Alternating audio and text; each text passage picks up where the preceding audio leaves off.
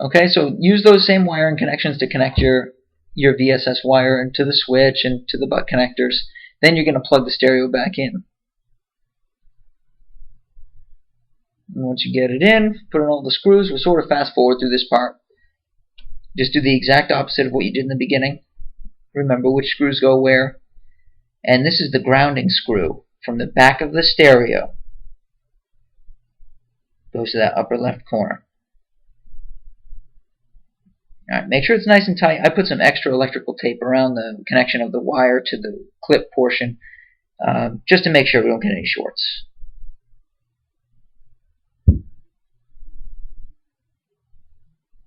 There we go, nice and tight.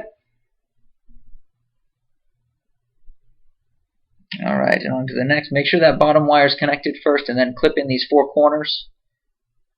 They should go in nice and smooth. And you'll feel it click.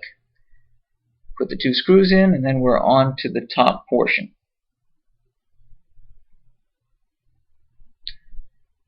Remember those 3 wires that connect to this one, and when you're putting it on, be sure that the wires aren't going into the vents.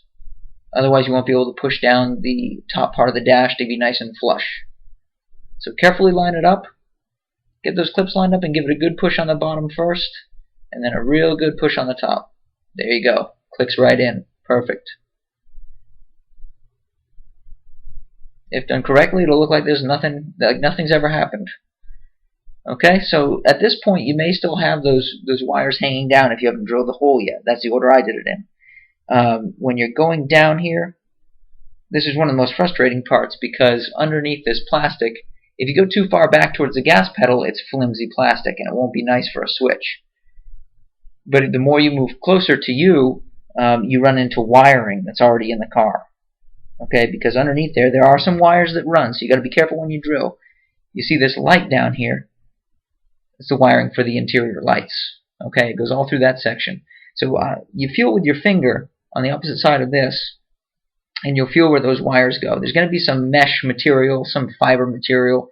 You can hit that with the drill, that's fine, get it out of the way. Just don't hit any wires. Then feed in your switch, tighten it down, and then tuck those wires away. Alright, last but not least, nothing's going to work if you don't connect your battery again.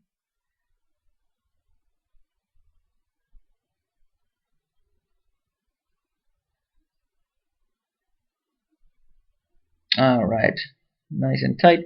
So on the non-navigation systems, I've heard that just disconnecting the VSS wire will do it, but that's going to take away from some features of your car, like the in-dash computer, gas mileage and stuff. So up to you, but this is a navigation version, so I put a switch in.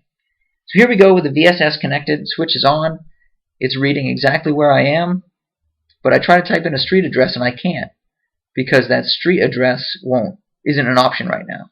So what I do, look at the screen, I flick the switch, and there goes, enter street address.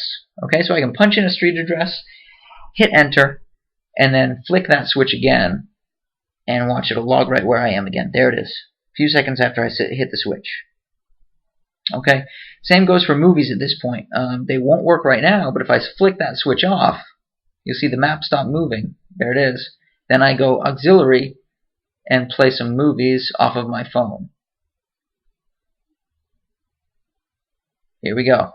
You can see the car is clearly moving. Video is playing. Alright, so then if you flick the switch again and connect that VSS wire so that it's active, it's going to sense that the vehicle is moving and it's going to give you your error screen.